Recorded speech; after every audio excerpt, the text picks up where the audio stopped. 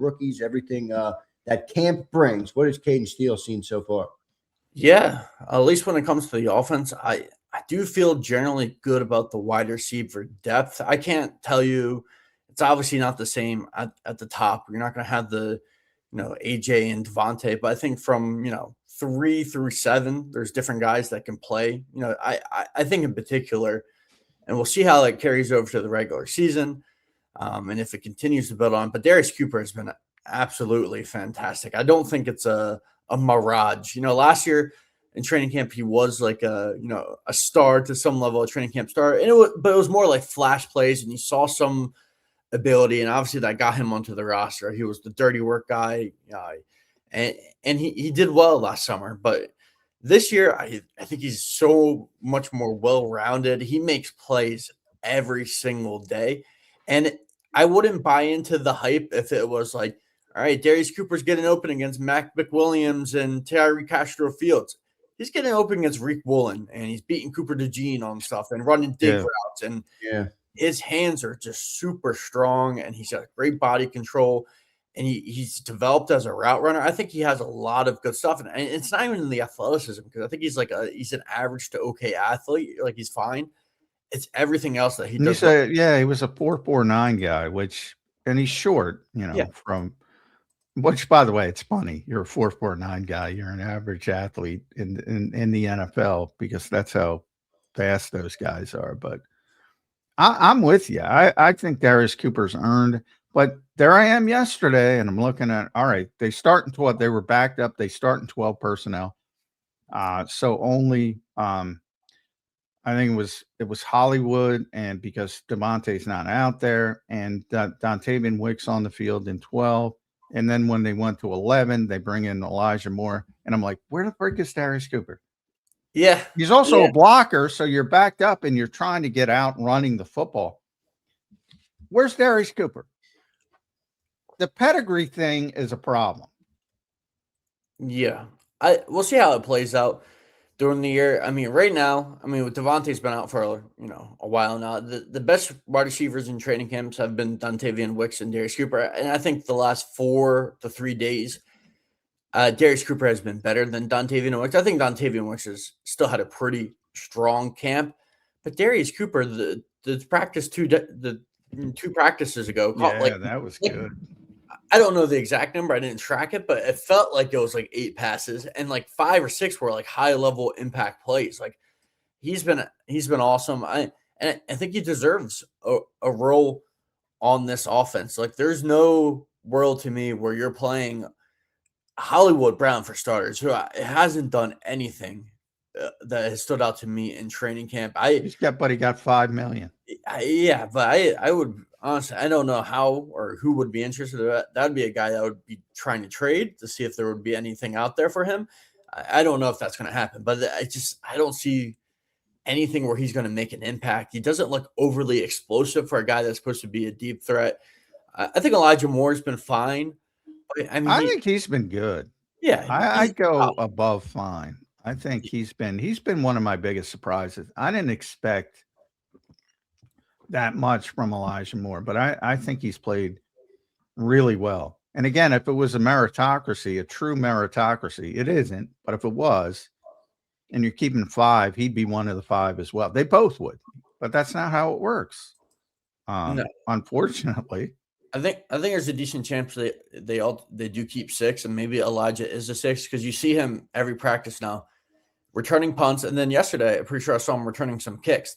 They're trying to get him a returner, which shows you they've been impressed with the receiver stuff, and they're also just trying to fill those gaps, because I don't think the punt returner is going to be Britt Covey. They're not going to want Cooper DeJean to do it. So Elijah Moore hasn't done it since college. I asked him about that. He did not seem confident with it. No, it's not an answer. It wasn't. I do think it's a tell that they're putting in there to try and get him up to speed, because you want one of those deep receiver guys, obviously, to be able to contribute on special teams. We'll see. Cayden, how much do you think the Jalen Hurts factor has to go into the wide receivers? I've been saying to John, and John's probably right, Makai's going to be the wide receiver 3, but here you have Jalen Hurts building this chemistry with Darius Cooper, as you point out, making these big throws, these big catches, in routes, out routes, breaking routes, deep balls, all these different things. and then you're just going to put him on the bench, roll Makai Lemon out there, and hope Jalen has, chemistry. Jalen in his past has wanted to have a relationship and a connection with his receivers. We used to talk about him not trusting guys and being hesitant to throw them the football. How much do you think that's a factor here, if at all, in the Eagles' thinking?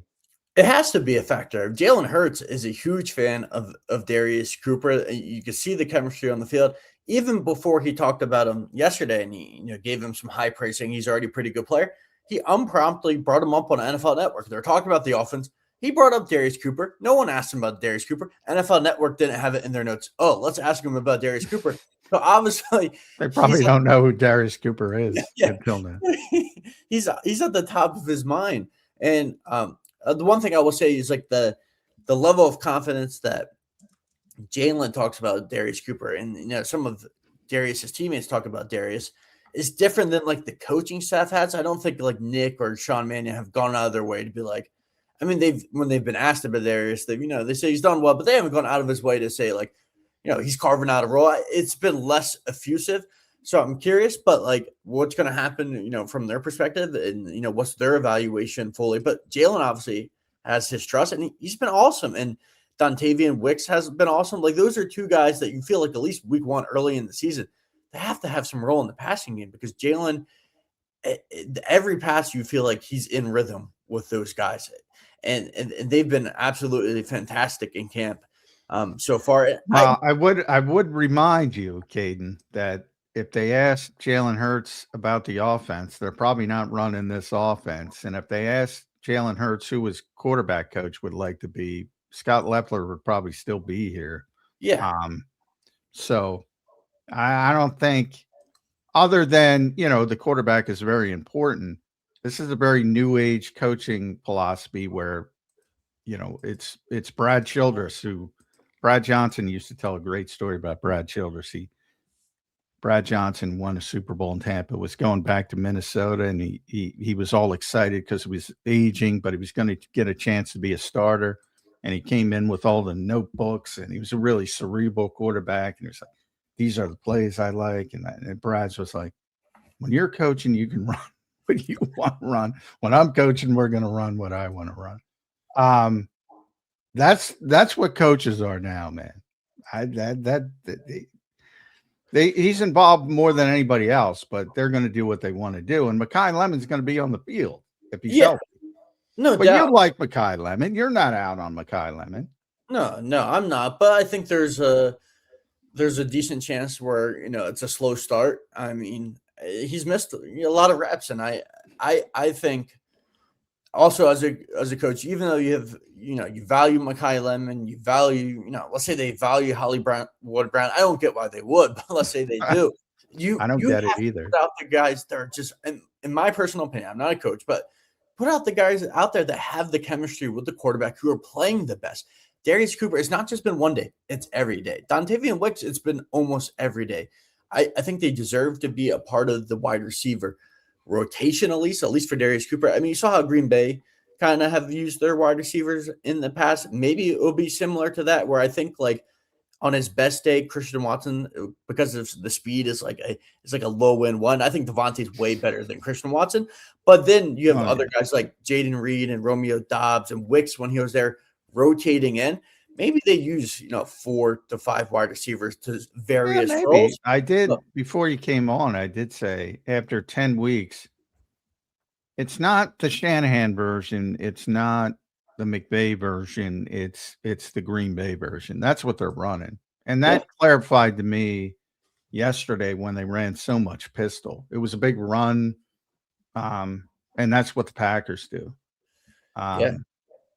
So I think they're running the Matt LaFleur version of things, which makes sense. That's where Sean was, but that kind of got clarified to me in yesterday's practice. I do wonder, Kay, that's actually a good point. Like, because they don't have as solidified of 2, 3, and 4. Like last year, it was obvious Devontae Smith the 2, obvious Jahan Dotson was the 3.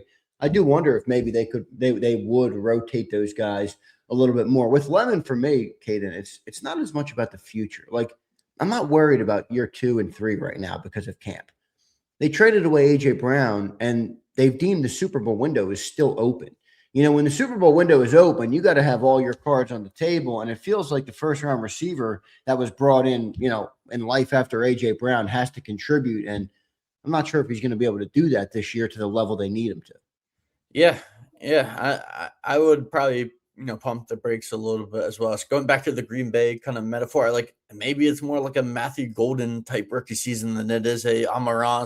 Like I just think that the expectations have to be pumped a little bit. I think Mekhi Lemon is going to be a pretty good player long term, but I would agree with you that they need him to make an impact. And I think, part of their evaluation is more forward thinking as well. I don't think they just drafted him because I think he's going to be good this year and he's a low ceiling player. I think they think he's going to be a pretty good NFL wide receiver. So obviously you want to see him on the field, but if it's 50 catches for 500 yards this year, I don't think that's necessarily a disaster, but they're going to have to get production out of their wide receivers. And a part of that is you're hoping maybe that Sean Mannion can scheme these guys a little more open than your previous offensive coordinators have been able to do. From a schematic perspective, that this is a friendly system for wide receivers potentially, and you can get more out of various guys. I think that's the best case scenario, is that you have different flavors. I think I've heard that expression for some of these different flavors. They keep bringing that up. I don't like that, Cayden, from the standpoint.